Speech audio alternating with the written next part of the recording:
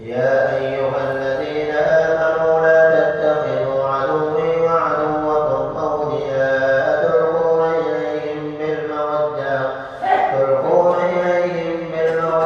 وقد كفروا بما جاءكم من الحق يخرجون الرسول وإياكم أن تؤمنوا بالله ربكم إن كنتم خرجتم جهادا في سبيلي وابتغاء مرضاتي تسرون إليهم بالمودة وأنا أعلم بما أخفيتم وما أعلنتم ومن يفعله منكم فقد ضل سواء السبيل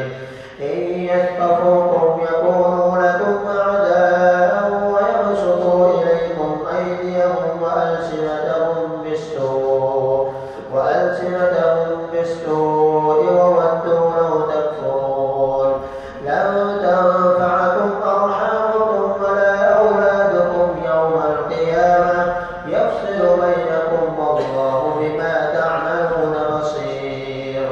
قد كانت لكم أسوة حسنة في إبراهيم والذين معه إذ قالوا لقومهم إنا براء منكم ومما تعبدون من دون الله كفرنا بكم وبدا بيننا وبينكم العداوة والبغضاء أبدا حتى تؤمنوا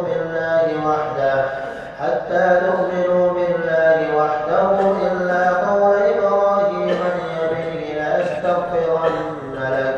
لأستغفرن لك ولا أملك لك من الله من شيء ربنا عليك توكلنا وإليك أنبنا وإليك المصير ربنا لا تجعلنا فتنة للذين كفروا واغفر لنا ربنا إنك أنت العزيز الحكيم لقد كان لكم فيهم أسوة حسنة لمن كان يرجو الله واليوم الآخر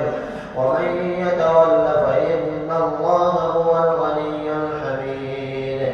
عسى الله أن يجعل بينكم وبين الذين عاديتم منهم مودة والله قدير والله غفور رحيم لا ينهاكم الله عن الذين لم يقاتلوكم في الدين ولم يخرجوكم من دياركم أن تبروهم وتقسطوا إليهم إن الله يحب المقسطين إنما ينهاكم الله عن الذين قاتلوكم في الدين وأخرجوكم من دياركم وظاهروا على إخراجكم أن تولوهم ومن يتولهم فأولئك هم الظالمون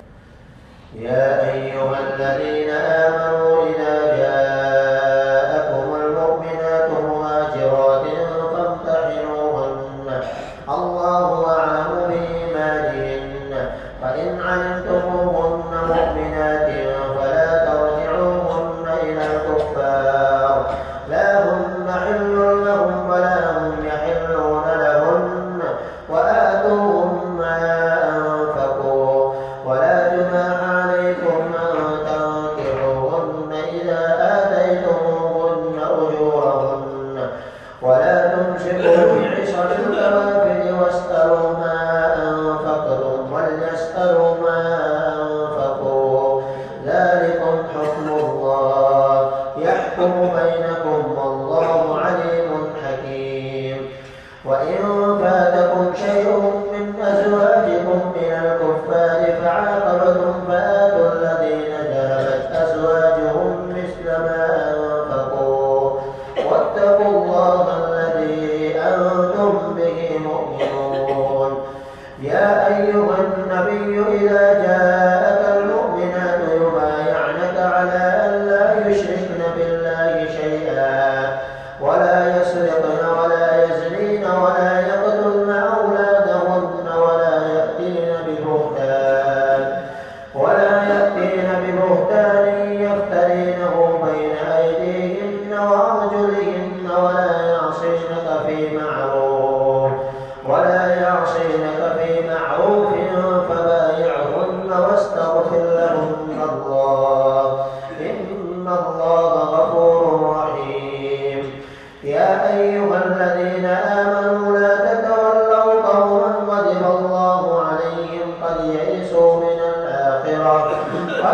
يئسوا من الآخرة كما يئس الكفار من